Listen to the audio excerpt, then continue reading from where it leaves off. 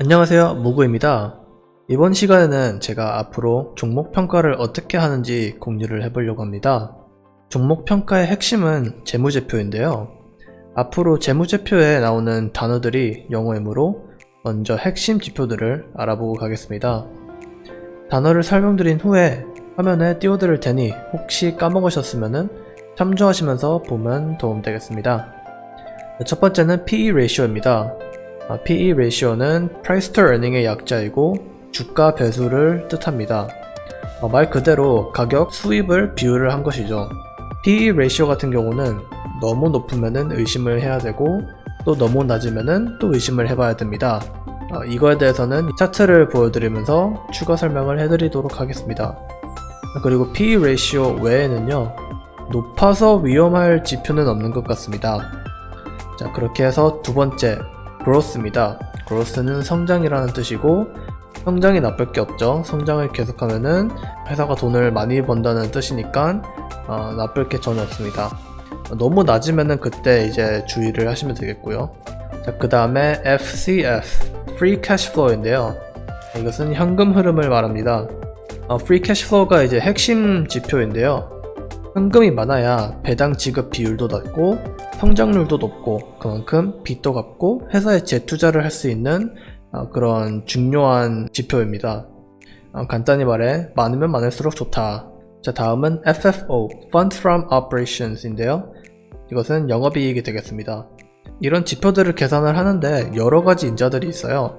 그렇게 세부적으로 들어갈 필요 없이 그냥 플러스냐 마이너스냐, 또 지난 분기에 대비해서 얼마나 올라갔냐, 그런 것만 보면 저는 충분하다고 생각을 합니다. 자, 그 다음은 Gross Profit입니다. 매출 총이익이죠. 매출이 높아서 나쁠 회사는 없겠죠. 그 다음에 EV to EBITDA 입니다. 짧게 말해서 EV to EBITDA라고 말을 하는데요.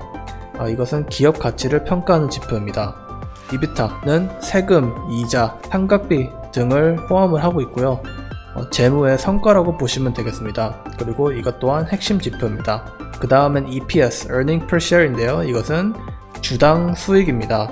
그럼 주요 단어들을 설명을 드렸으니까 제가 사용하는 툴로 조금 더 설명을 드리면서 분석을 한번 해보겠습니다.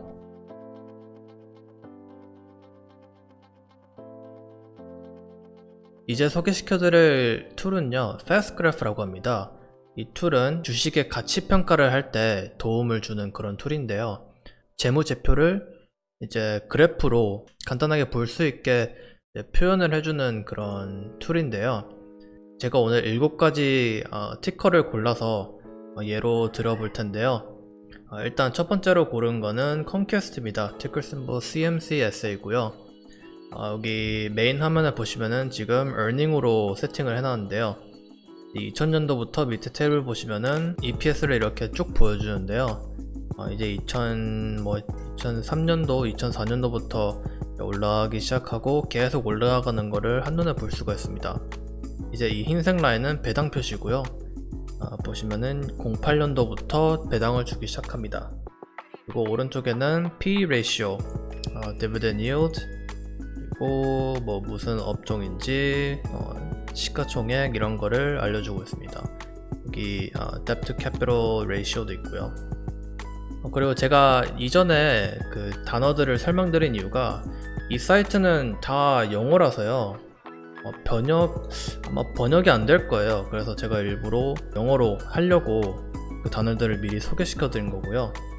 한 이 정도에 제가 띄워드릴 테니 참고하시면서 보시면 될 것 같습니다. 자, 이제 밑에 부분에 이제 프라이스하고 노멀 PE가 있습니다. 이제 노멀 PE부터 설명드리자면은 이제 이 파란색 라인은요, 실제 PE를 알려주고 이 주황색 라인은 벤치마크 라인인데요. 일단은 15로 고정이 되어 있습니다. 하지만 성장률이 15보다 더 높을 경우에는 이 성장률로 바뀌게 됩니다. 나중에 예로 보여드릴게요. 하지만 이 15, 이 PE equals 50는 벤치마크로 15 이하면은 undervalue이고 이상이면은 overvalue이다 라는 그런 개념으로 벤치마킹을 해놨습니다. 그 다음에 프라이스를 키겠습니다. 자, 이제 프라이스를 보시면은 이렇게 2000년도부터 쭉 역사를 보여주는데요. 이 2000년도부터 2008년도까지는 고평가가 되어 있었습니다. 그래서 이 그래프를 실제 그래프를 평균을 짓는 데는 약간 바이어스가 있어서 2000년도부터 2008년도까지는 제거를 해줍니다. 그래서 이 타임라인을 14화 정도로 누르면은 이거를 삭제를 해주죠. 이제 2008년도부터 시작을 합니다. 그러면은 그래프가 바뀌면서 이 PE equals 15을 따라가는 거를 볼 수가 있죠. 근데 보시면은 이제 PE가 17.88로 바뀌었어요. 그 뜻은 성장률이 17.88이기 때문에 이 벤치마킹 라인도 17.88로 바꿔주는 겁니다. 이 회상 라인은 리세션 구간이었다는 것을 뜻하는데요. 이 리세션 때도 주가가 많이 떨어지지 않은 걸로 보이죠. 그리고 또 이제 2008년도부터 시작하는 라인이 이제 주황색 라인을 잘 따라가면서 쭉 이쁘게 따라가 줍니다. 이쁘게 따라가 주다가 지금 18년도부터 한번 쭉 떨어지죠. 주가가 무슨 이유로 떨어지는데 이때부터는 저평가가 되는 겁니다. 저평가. 그리고 이때부터 쭉 또 올라가기 시작하죠. 근데 올라가기 시작하는데 지금도 보시면은 약간 저평가됐다는 거를 보실 수가 있어요. 만약에 이게 이 라인 이상으로 올라가 있다면은 평가가 되어 있다는 얘기입니다.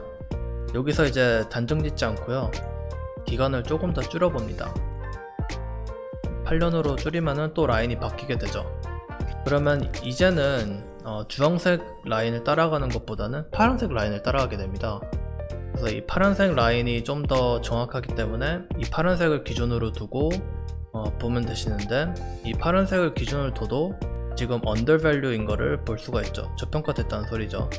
그 다음에 조금 더 줄여도 아마 결과는 똑같습니다. PE가 15이므로 아직 저평가가 되어 있다는 소리죠. 자, 그 다음에 여기서 끝이 아니고요. 다시 14로 넣은 다음에 이거는 이제 EPS 그래프였고요. 아까 제가 설명드린 영업이익부터 보겠습니다. Operating Cash Flow인데요. FFO입니다. 영업이익이 역사적으로 또 어떻게 해왔는지를 볼 수가 있는데요. 14년으로 또 놓고 보면은 이 그래프는 Price to OCF, Operating Cash Flow, 이것도 벤치마킹을 15배로 해놨습니다. 이제 15배 이하일 경우는 또 undervalue 라는 뜻을 해석을 할 수가 있겠는데요. 이 15배 이하일 경우는 주가가 저평가가 됐다고 분석을 할 수가 있겠죠. 그리고 보시면은 지금 최근에는 7배 정도로 아주 저평가가 되어 있다는 걸 볼 수가 있습니다. 지금부터는 조금 더 빠르게 진행하겠습니다. 그리고 다음에는 Free Cash Flow, 현금 흐름을 볼게요. 현금 흐름을 봐도 이제 15배 이하로 저평가가 되어 있다는 것을 보실 수가 있죠. 그리고 평균적으로는 13.88배수로 올라가는 것을 볼 수가 있겠고요. 그 다음에 기업 가치 EV to EBITDA를 보겠습니다.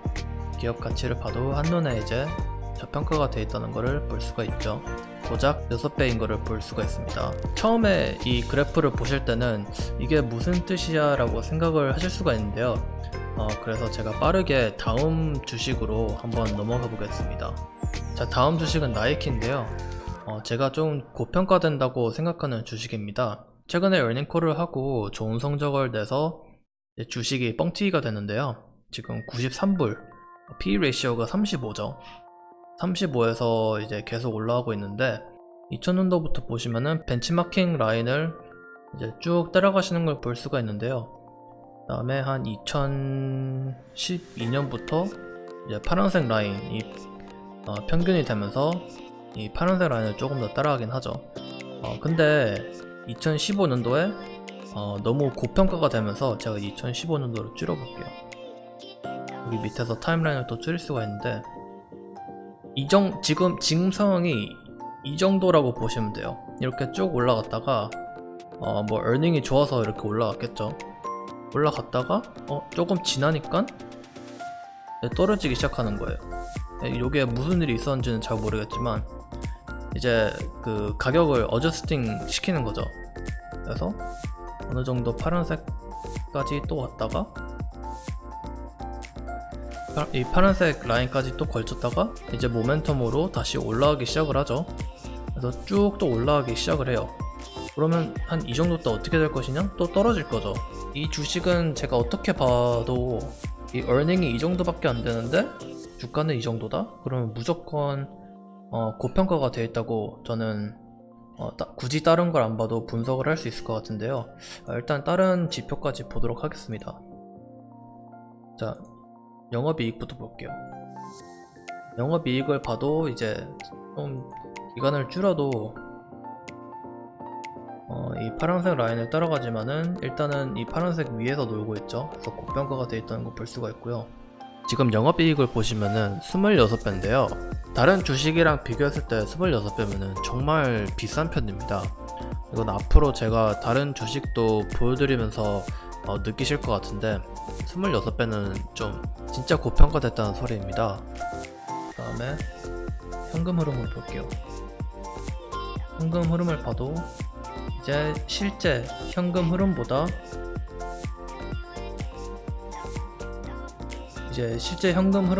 이제 35배까지 올라와 있는 거죠. 그 다음에 이비타로 볼게요. 기업 가치도 기간을 좀 더 줄여서 보면은 이것도 어떻게 봐도 고평가가 돼 있죠. 어떻게 봐도 고평가가 지금 되어 있습니다. 그래서 이 2015년도처럼 곧 이 프라이스 어저스먼트가 들어갈 것이다 라고 저는 생각을 하고요.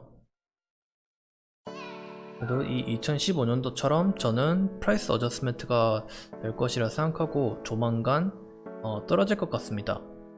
근데 한 가지 또 중요한 거는요, 이 모멘텀이라는 게 또 있기 때문에 이 모멘텀을 타고 좀 더 많이 올라갈 수도 있어요. 많이 올라갈 수도 있는데 이게 언제 떨어지냐가 중요하기 때문에 저는 굳이 이런 주식에 투자할 바에는 차라리 저평가된 주식에 투자하는 게 훨씬 더 좋다는 거죠.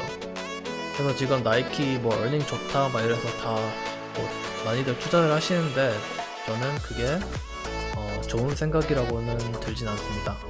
제가 개인적으로 투자하는 방식이고요. 뭐 본인이 그래도 이게 틀렸다, 그래도 좋다 그러신 분들은 뭐 투자를 하시겠죠. 그거는 개인 투자 방식으로 저는 생각이 듭니다. 그리고 또 한 가지 중요한 점은요, 제가 이 주식에 투자를 안 한다고 이 기업이 나쁜 기업은 아닙니다. 단지 이 가격에 내가 들어가면은 수익을 적게 볼 것 같다 라는 생각이 들어서 주가가 더 떨어졌을 때 그때 매수를 한다는 그런 메시지를 전해드리려고 하는 거지, 절대 이 기업이 나빠서 투자를 안 한다 이런 얘기는 아닙니다. 자, 그리고 바로 다음 주식으로 넘어가 볼게요. 자, 다음 주식은 아마존입니다. 아마존 보시면은 최근에 이제 최고로 성장을 많이 한 주식 다들 아실 텐데요. 이 2000년도부터 보면은 뭐 별거 없습니다. 별거가 없어서 그래프가 지금 바이어스가 난 거를 볼 수가 있죠. 아웃라이어가 난 건데 이 아웃라이어를 없애려고 9년 전부터 보기 시작해 볼게요. 9년 때도 별로 이익이 없었고요. 한 7년 정도 전부터 볼게요. 7년하고 6년하고 엄청 다르죠. 이제 6년 정도 전부터 보기 시작하면은 fair value라는 거를 볼 수가 있죠. 그리고 5년간 봤을 때는 조금 고평가가 돼 있고, 단원으로 봤을 때는 또 fair value라는 걸 볼 수가 있습니다. 하지만 이것도 중요하지만 영업이익 그런 거를 또 봐야 되기 때문에 영업이익을 8년 정도 찍어볼게요. 일단 8년으로 찍었을 때 영업이익은 저평가되어 있다는 것을 볼 수가 있고요. 그 다음에 5년 정도 찍었을 때도 저평가가 되어 있는 걸 볼 수가 있고요. 그 다음에 현금 흐름을 9년 정도 봤을 때 저평가가 되어 있는 걸 볼 수가 있고요. 6년 정도면은 이제 fair value, 5년 fair value 별 차이가 없고요. 그리고 기업 가치를 봤을 때는 이제 undervalue라는 걸 볼 수가 있죠. 그래서 이 지표들을 봤을 때는 제가 개인적으로 생각했을 때는 약간 저평가인 것 같아요. 약간 저평가인 것 같고, 아마존은 원래 좀 성장주다 보니까 미래를 보고 투자하는 그런 회사이긴 한데, 그런 회사 치고는 이제 괜찮은 밸류에이션이라고 보고요.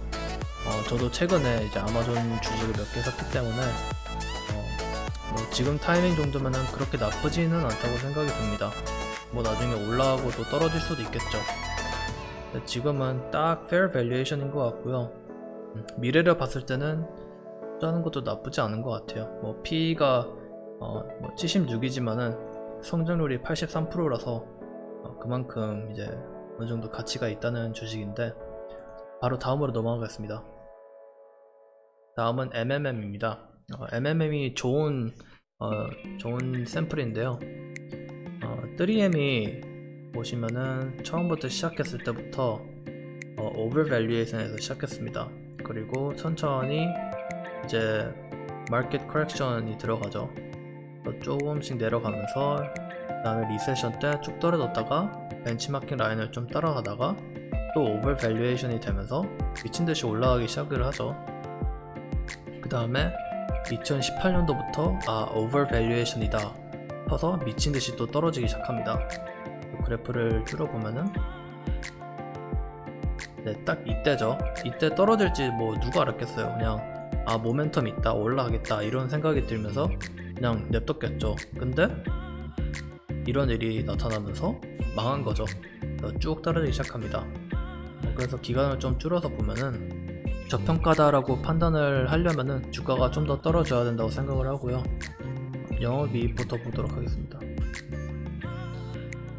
영업이익을 봐도 한 9년 정도 놓고 보면은 여기 고평가가 돼 있었죠. 고평가가 돼 있어서 바로 마켓 커렉션이 들어갑니다. 이때는 이제 fair value, 살짝 저평가인데 저는 이 정도면 fair value라고 보고요.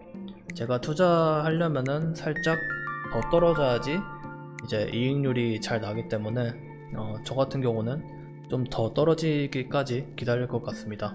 그 다음에 free cash flow를 보면은 free cash flow 말할 것도 없죠. 계속 고평가가 돼 있죠.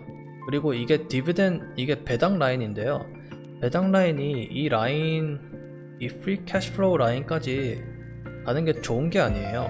왜냐면 이만큼 이제 회사에 재투자가 되는 거기 때문에 배당으로 이만큼이 나가는 겁니다. 이게 비율이에요. 배당 페이아웃 레이쇼가 67%죠. 이게 100%면 이게 67%인 거예요. 이게 올라갈수록 좋은 게 아닙니다. 기업 가치 평가를 해보면은 기업 가치는 괜찮은 것 같네요. 이비타는 괜찮아 보입니다. 근데 이것만으로 판단을 하는 게 아니기 때문에 일단 기업 가치는 좋지만 현금 흐름이나 영업이익에 비해서는 이것만으로 판단하기에는 부족한 정보니 저 같은 경우에는 매수를 하지 않을 것 같습니다. 자, 다음 주식은요, 애플을 한번 소개를 시켜드릴까 합니다. 지금 애플이 최근에 아이폰도 나오면서 많은 관심을 받고 있는데요. 애플을 제가 가치 평가를 한번 해보겠습니다. 오늘 콘텐츠가 마음에 드셨다면 구독과 좋아요 부탁드립니다. 앞으로도 많이 보여드릴 게 정말 많거든요. 그래서 기대해 주셨으면 좋겠고요. 영상이 조금 길어진 것 같은데 그래도 그만큼 도움이 많이 됐으면 좋겠습니다. 감사합니다.